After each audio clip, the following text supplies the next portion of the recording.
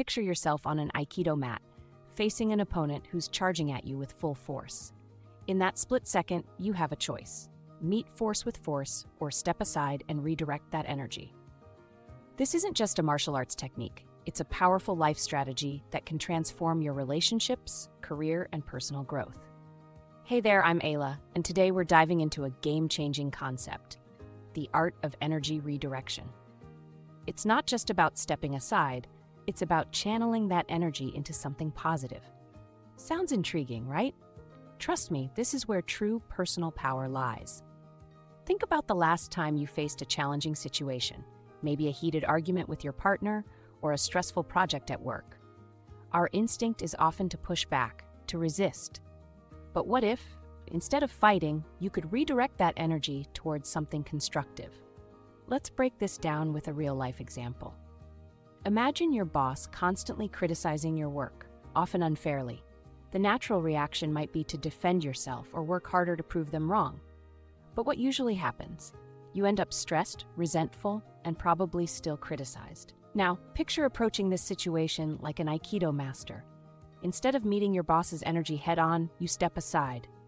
You observe the criticism without judgment, recognizing it says more about them than you. But here's the key. You don't just let that energy dissipate. You redirect it, or it will go back into old patterns. This is where many people get stuck. They think, okay, I'm not reacting, but now what? Here's the secret. Your mind and energy can't just sit in a void. They need somewhere to go. This is where intentional redirection comes in. In moments of calm, when you're not under attack, you train yourself to focus on what you want to cultivate in your life. It's like how soldiers train intensively during peacetime. They're not just killing time, they're preparing for future challenges. So, how does this look in practice? Let's go back to the boss scenario. In your quiet moments, you might focus on developing your skills, building a strong professional network, or exploring new career opportunities. When criticism comes, instead of getting defensive, you channel that energy into these positive goals. This approach doesn't just apply to work. Let's say you're dealing with a rocky relationship. Instead of getting caught up in arguments, you use your calm moments to focus on personal growth, cultivating self-love, or developing better communication skills. When conflicts arise, you're better equipped to handle them constructively. Now, let's break all of this down into practical steps. First, awareness is key. Start paying attention to your emotional reactions throughout the day. When do you feel your blood pressure rising? When do you feel the urge to fight back? Just noticing these moments is a huge step. It's about becoming the observer of your own experiences, rather than being swept away by them. Imagine you're watching a movie of your life. You're not the actor caught up in the drama, but the audience watching it unfold. This perspective shift is powerful. It allows you to see patterns and triggers you might have missed when you were in the thick of things. Next, practice the pause. When you feel that surge of emotion, take a deep breath. Count to 5 if you need to. This tiny pause can be the difference between reacting on autopilot and choosing your response. But here's the crucial part. You need to slow down, way down. In that pause, even if it's just for a few seconds, you're creating space. Space for choice. Space for wisdom. This is where the part of you that perceives, let's call it your observing self, needs to step up and take control. Your observing self is like the wise elder sitting on a mountaintop watching the village below. It sees the bigger picture. It's not caught up in the heat of the moment. When you slow down and let your observing self take the reins, you're no longer at the mercy of your reactive impulses. You're no longer the sailor tossed about by the waves of emotion. Instead, you become the captain of your ship, able to navigate even in stormy seas. But here's what makes a real difference. This observing self, this captain, needs training. And that training happens in moments of calm. Think of it like an athlete practicing sit-ups or a musician rehearsing scales. The more you practice in low-pressure situations, the better you'll perform when it really counts. So, in your calm moments, practice focusing on what you want to grow in your life. It could be patience, creativity, physical fitness, or a specific skill. The key is to make this a regular practice, but don't rush this process. Slow down here too. Really sink into these moments of intentional focus. Let your observing self fully engage with your aspirations and values. Visualize not just the end goal, but the person you need to become to achieve it. This isn't about daydreaming or wishful thinking. It's about actively shaping your mental landscape. You're creating new neural pathways, training your brain to default to these positive focuses when challenges arise. Think of it like tending a garden. You're not just pulling weeds, managing negative reactions. You're carefully planting and nurturing the flowers you want to bloom. This requires patience, consistency, and gentle attention. The more you strengthen your observing self during these calm moments, the easier it becomes to access this part of you during stressful times. It's like building a muscle. The more you use it, the stronger it gets. Over time, you might find that your default response to challenges shifts. Instead of immediately reacting, you naturally slow down. You create that space for your observing self to step in and guide your response. This is where true mastery begins.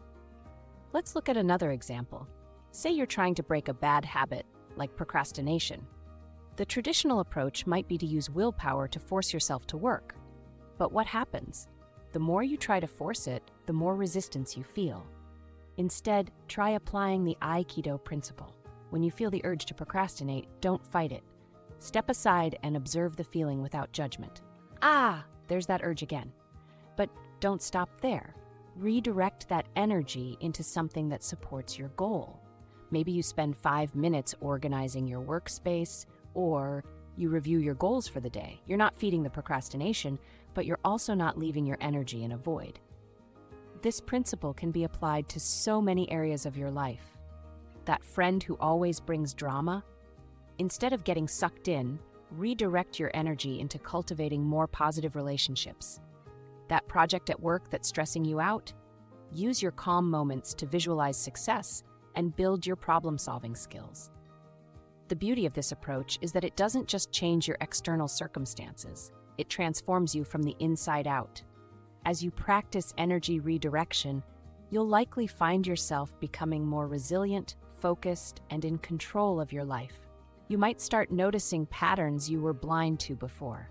Maybe you realize you've been pouring energy into worrying about things you can't control.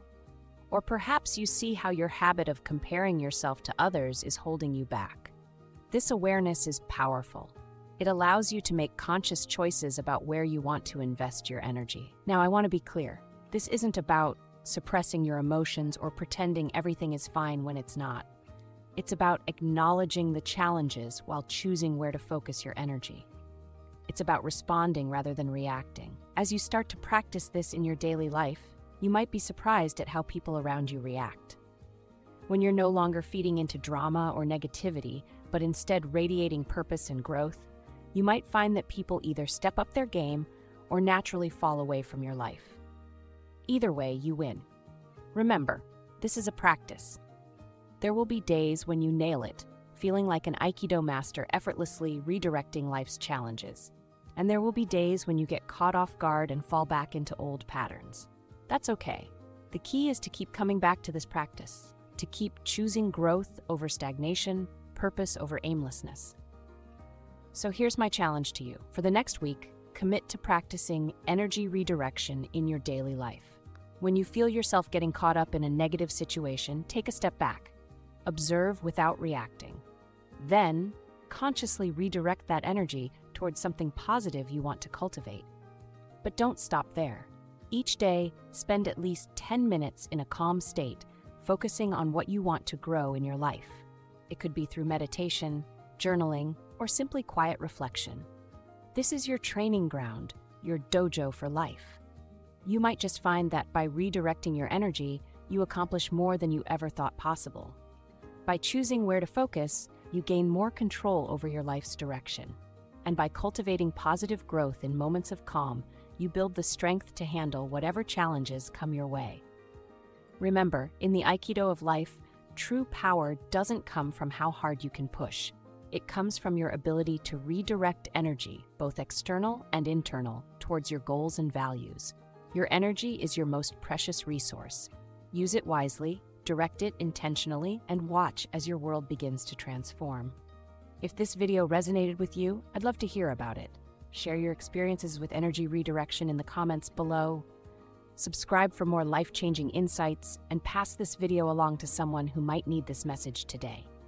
Until next time, stay centered, stay focused, and keep mastering the art of energy redirection. Thank you for watching.